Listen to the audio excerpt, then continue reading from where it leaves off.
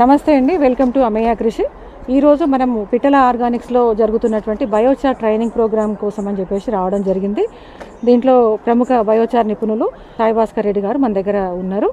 మనము వారిని అడిగి మనకు ఎన్ని సందేహాలు ఉన్నా మనం తీర్చుకోవచ్చు. తర్వాత సార్ ఆర్గనైజ్ చేస్తున్నటువంటి ప్రోగ్రామ్స్ ఏవైతే ఉన్నాయో దరిదాపులో ఉన్నటువంటి రైతులు కనుక వెళ్ళినట్లయితే ఈ అవకాశాన్ని మనము మంచిగా ఉపయోగించుకోవచ్చు. ఎందుకంటే ప్రతి ఫామ్ వేస్టేజ్ అనేది ఉంటుంది. పంట అయిపోయిన తర్వాత పంట వ్యర్థాలు కానీ, మనం ప్రూనింగ్ చేసినప్పుడు తోటలలో వచ్చినటువంటి కొమ్మలు కానీ, ప్రతి ఒక్కదాన్ని మనం వాల్యూ యాడెడ్ ప్రోడక్ట్గా చేసుకోవడానికి అవకాశం ఉంటుంది. కాబట్టి మనం సార్ని అడిగి మనకున్నటువంటి సందేహాలు ఏవైతే ఉన్నాయో వాటిని నివృత్తి చేసుకుందాం. సార్ నమస్తే అండి. నమస్తే అండి. సార్ మేము చాలా వీడియోస్ మేము చూసినాము. మేము చేస్తున్నటువంటి న్యాచురల్ ఫార్మింగ్లో భాగంగా బయోచార్ కూడా నేలలో సేంద్రియ కర్బనం తగ్గిపోతుంది, దాన్ని మళ్ళీ మనము రీకలెక్ట్ చేసుకోవాల్సినటువంటి అవసరం ఉన్నది అని చెప్పేసి అంటున్నారు కదా. దాన్ని మనము కేవలం బొగ్గు ద్వారానే నేలకి అందియొచ్చా? తర్వాత పంటలు యాజ్ ఇట్ ఈజ్గా మనకు అట్లానే పెరుగుతాయా? మళ్ళీ మీరు కేవలం బయోచార్ మాత్రమే మీ యొక్క సబ్జెక్టుగా మీరు ఎందుకు ఎన్నుకున్నారు? మీరు దీనికోసం ఎందుకు పనిచేస్తున్నారు? ఇది నేలలో ఉన్న కార్బన్ 0.4 కంటే తక్కువ ఉన్నది అని అంటారు దాదాపుగా. ఇప్పుడు సాయిల్ హెల్త్ కార్డ్స్ అని గవర్నమెంట్ ఆఫ్ ఇండియా కూడా మొత్తం పెద్ద ఎత్తున దీని మీద స్టడీస్ చేసి మ్యాపింగ్ చేసి అలా కంప్లీట్గా చూపెడుతుర్రు.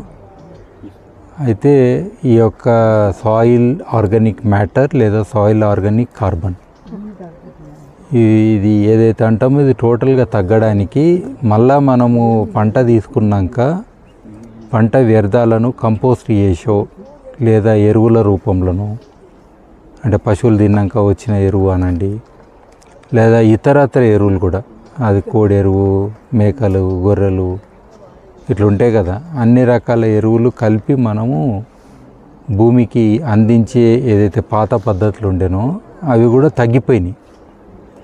రెండోది ఈ మెకనైజేషన్ దాంట్లో సీజనల్గా దున్నడము, దాన్ని ఎక్స్పోజ్ చేయడము, ఏ రకం చెట్టును చూసినా ఇది పనికిరాదు, ఇది ఉండొద్దు, ఓన్లీ పంట అంటే ఈ ఇత్తనమే ఉండాలి. హెడ్జ్ రోస్ అని ఉండి ఇంతకుముందు మనకు వరాల పొంటి వరాలు కూడా పెద్దగా ఉండే, దాంట్లో అన్ని రకాల జీవ వైవిధ్యంతో కూడా ఇంత పచ్చిరెట్ట గీచిరెట్ట అన్నీ ఉండే. ఇంత కట్ చేసి అందులో కాన్గాకు గ్లర్సిడియా ఏదో ఒకటి అని వేసుకొని దున్నేటోళ్ళు. సో అవన్నీ కూడా ఇప్పుడు పద్ధతులు లేవు, పోయినాయి. అయితే సాయిల్ ఆర్గానిక్ కార్బన్ పెంపొందించాలనేది ప్రపంచవ్యాప్తంగా ఒక పెద్ద ఛాలెంజ్.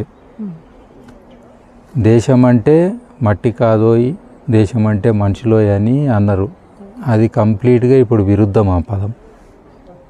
దేశం అంటే మట్టే ముందు, మట్టి లేనిది దేశం ఏడు ఉంటుంది, మట్టి లేనిది మనుషులు ఏడు ఉంటారు, మట్టే పోయినాక ఏం మొలుస్తుంది?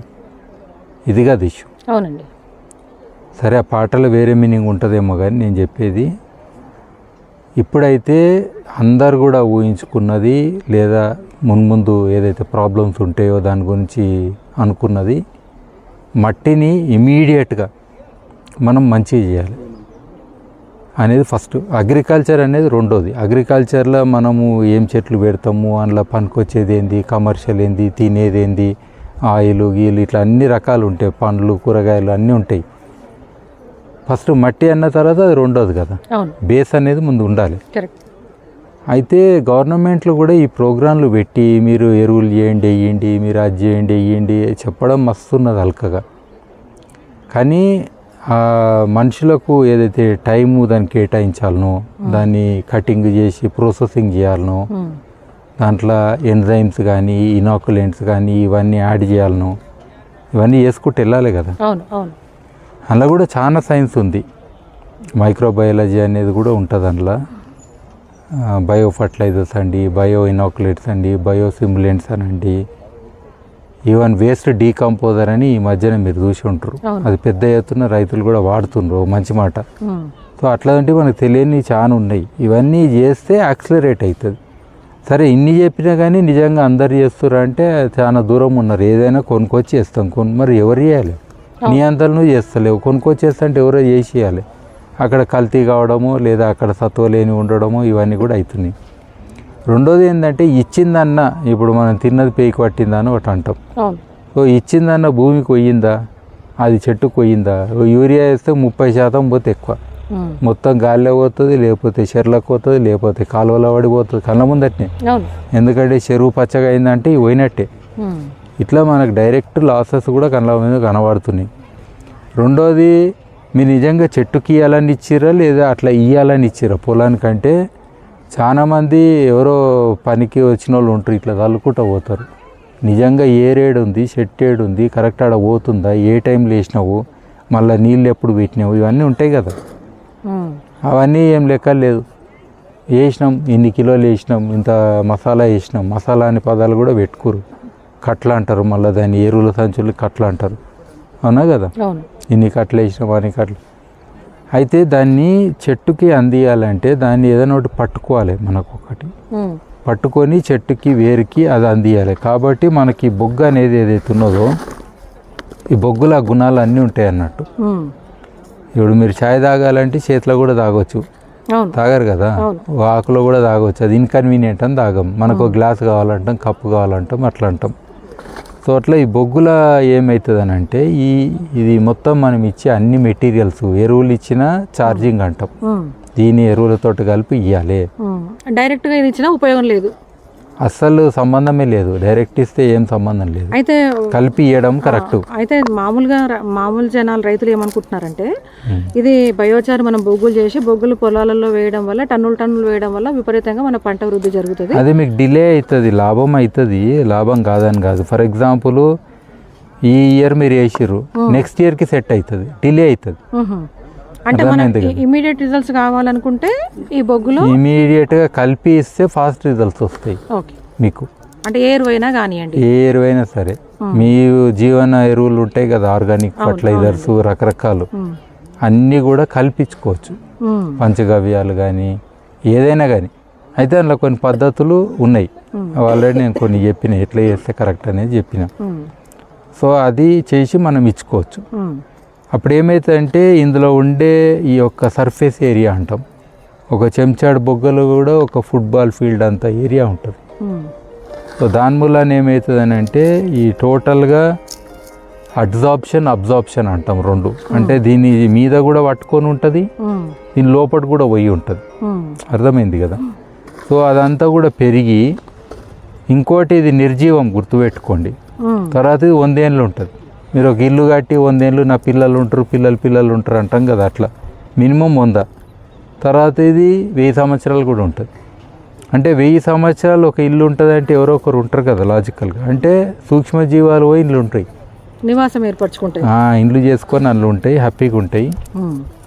అవి మెల్లగా ఏం చేస్తాయి అంటే చెట్టుకు కావాల్సినవన్నీ అందిస్తుంటాయి. ఇప్పుడు మన కూరగాయల పంటలలో అయితేనేమో ఒక పంట తీసేసినా మళ్ళీ ఇంకో పంట కంటిన్యూ అవుతూనే ఉంటాయి అవి. అయితే ఇంకోటి ప్రతి సంవత్సరం వేసే వస్తువు కాదు. ఒకసారి వేసి 100 ఏళ్ళు ఉంటుంది అన్నాక కొన్ని రోజులు అయినాక మీకు భూమికి ఎంత కావాలో అంత బొగ్గు వేస్తారు, ఇన్ని టన్నులని, అంత అయిపోతుంది. అయిపోయినాక మళ్ళీ ఎందుకు వేస్తారు? అది కొట్టుకోపోయో లేకపోతే గాలికి పోయో ఏదో అయ్యి వేరే దగ్గరకు పోతే మళ్ళీ వేయాలి. ఇప్పుడు ఇది 100 ఏళ్ళ వరకు ఉంటుంది అంటారు కదండి. ఒకసారి సాయిల్లో మనం సెట్ చేసినాక 100 ఏళ్ళు ఉంటుంది అంటున్నారు.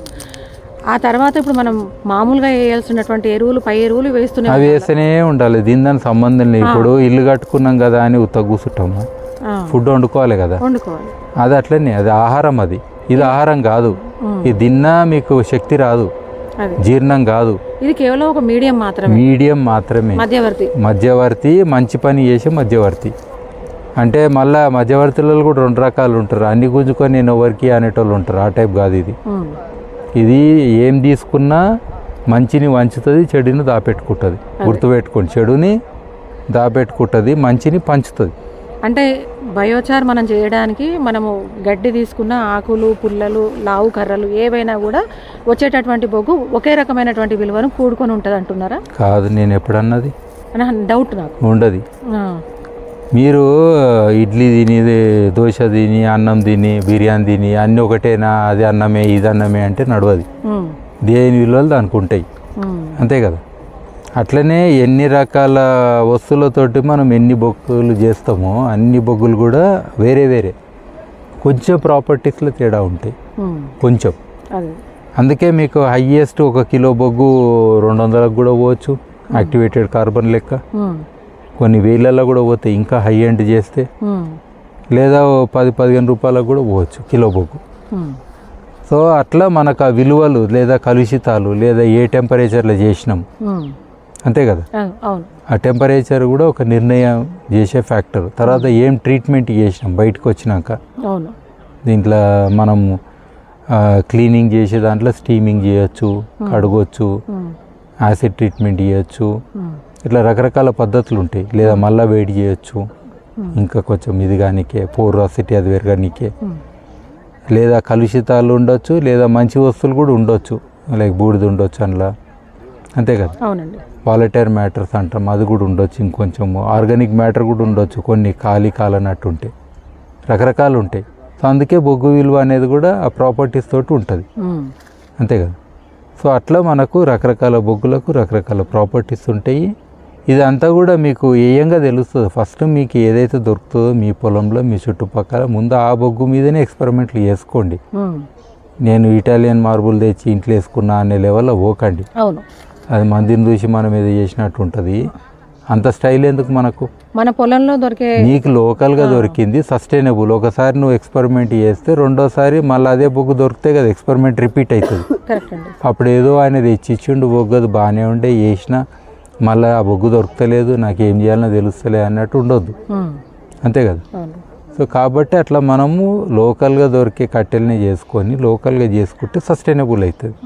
పర్యావరణ పరంగా కూడా ఒక లారీలో తెస్తే ఒక 100 కిలోమీటర్లకి ఎంచి ఆ డీజిల్ అనేది కాల్చినామా, నువ్వు మంచి పని చేసేదానికి కూడా మళ్ళీ ఇంత డీజిల్ కాల్చి అది కాల్చి ఇది కాల్చి పర్యావరణానికి పొల్యూషన్ చేసి ఇంకా నీ పుణ్యం ఏముంటుంది? కొంతమంది వాకింగ్ పోతారు పెద్ద బండి వేసుకొని, ఆ పెట్రోల్ కాల్చి వాళ్ళు పొల్యూషన్ చేసిన దాంట్లో ఇలా వాకింగ్లో ఏం లాభం ఉండదు, పుణ్యం. కరెక్ట్, అర్థమైంది కదా. అట్లా చేయొద్దు కదా, అదేదో నడుస్తే పని అయిపోతుంది, అట్లానే ఆలోచన చేయాలి. ఓకే అండి, థ్యాంక్ యూ. మనం విన్నాం కదా, శంఖంలో పోస్తేనే తీర్థం అవుతుంది అన్నట్టు బయోచార్కి సంబంధించినటువంటి ఎక్స్పర్ట్ సాయి భాస్కర్ రెడ్డి గారు మనకు చెప్తున్నారు. ఇది కేవలం మనం మీడియంగానే మాత్రమే వాడుకోవాలని. అయితే రకరకాల పద్ధతులలో మనం బయోచార్ని ఎట్లా తయారు చేసుకోవచ్చు అనేది మనం అమేయ కృషిలో పెట్టుకుంటూ వస్తున్నాము ఒక్కొక్క వీడియో. దాంట్లో భాగంగా మిగతా వీడియోలు కూడా అప్లోడ్ చేయడం జరుగుతుంది.